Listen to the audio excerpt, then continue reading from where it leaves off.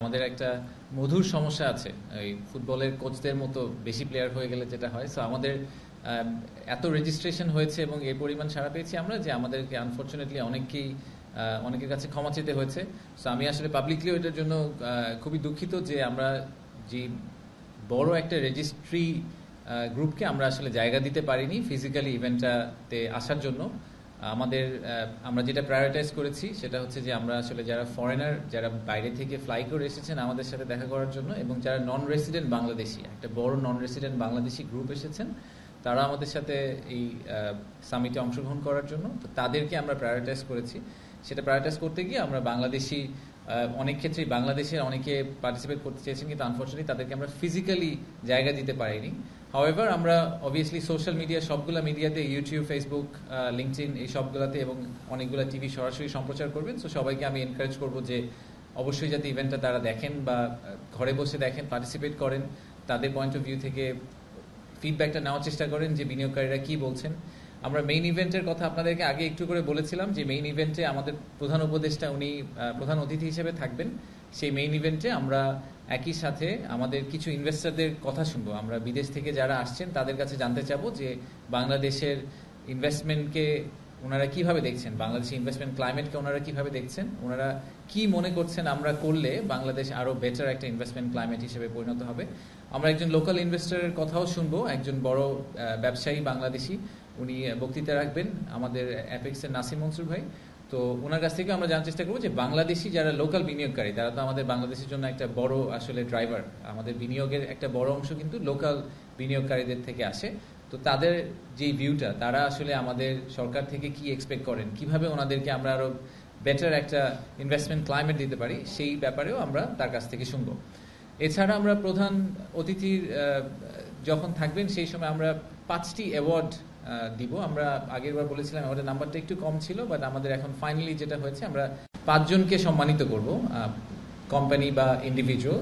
তো প্রথমটা হচ্ছে একজন লোকাল ইনভেস্টরকে আমরা সম্মানিত করব, তার সাথে একজন ফরেন ইনভেস্টরকে আমরা সম্মানিত করব, ইএসজি বা সাস্টেইনেবিলিটি সাইডে কন্ট্রিবিউশনের জন্য আমরা একটা সংস্থাকে সম্মানিত করব। সবশেষে আমরা অ্যাওয়ার্ড দিব হচ্ছে ইনোভেশনের জন্য, একটা কোম্পানি যারা খুব ইনোভেটিভ কিছু একটা করেছে তাদেরকেও আমরা আলাদা করে সম্মানিত করবো। এই 4টা করব। আর বাংলাদেশের ইনভেস্টমেন্ট ক্লাইমেটে আপনারা জানেন যে আমাদের অনেক বিদেশি কিন্তু আছেন যারা বছরের পর বছর ধরে বাংলাদেশে আছেন, 20-25 বছর ধরে বাংলাদেশকে ওনারা অ্যাম্বাসেডারের মতো বাংলাদেশকে বিভিন্ন দেশে পরিচিতি দেওয়ার চেষ্টা করেছেন, বাংলাদেশে বিনিয়োগ করেছেন, অনেক দিন ধরে আছেন, বাংলাদেশের সাথে খুব ক্লোজভাবে জড়িত। আমরা অনেক বাংলাদেশি হয়তো 20-25 বছর দেশে থাকি নাই, কিন্তু ওনারা কিন্তু অনেক দিন ধরে আমাদের দেশের সাথে কাজ করছেন। তো এরকম একজন বিদেশি বিনিয়োগকারীকে আমরা একটি সম্মাননা দিব, ওনাকে আমরা অনারারি সিটিজেনশিপ অফার করব এই ইভেন্টের থ্রুতে। সো এটা একটা কমপ্লিটলি ডিফারেন্ট অ্যাঙ্গেল দিবে আমাদেরকে, বাট আমরা জেনারেলি মনে করি যে আমাদের সবচেয়ে বড় অ্যাম্বাসেডর হতে পারে হচ্ছে যে কোনো বিদেশি যদি এসে বলে বা সে তার দেশে গিয়ে বলতে পারে যে আপনারা বাংলাদেশে বিনিয়োগ করেন কারণ আমার বিনিয়োগটা খুব সফল হয়েছে এবং আমি মনে করছি যে বাংলাদেশ বিনিয়োগের জন্য একটা খুবই ভালো জায়গা। তো সেই এসেন্সটাকে হাতে নিয়ে আমরা ওনাদেরকে, ওইরকম একজন ভদ্রলোককে আমরা অনারারি সিটিজেনশিপ অফার করব। আর এর বাইরে আপনারা আগেও শুনেছেন যে অনেকগুলা এমওইউ সাইন হবে, কিছু ইনভেস্টমেন্ট কমিটমেন্ট হবে।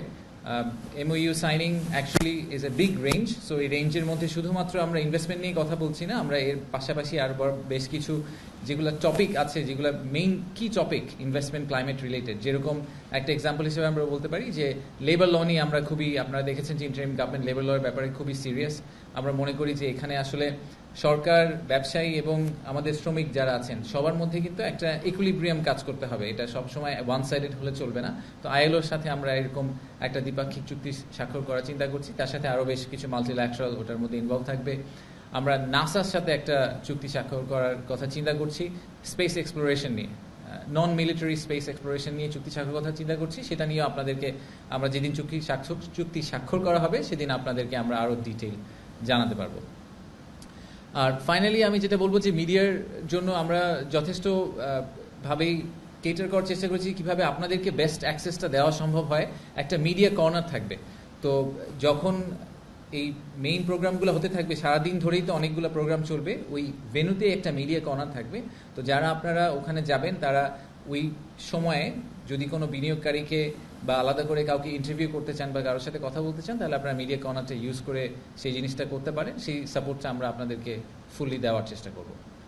গতকালকে অলরেডি আমরা একটা সম্মান সম্মেলন করেছি যে আমেরিকার যে ট্যারিফ রিলেটেড যে ইস্যুটা আছে সেটা নিয়ে।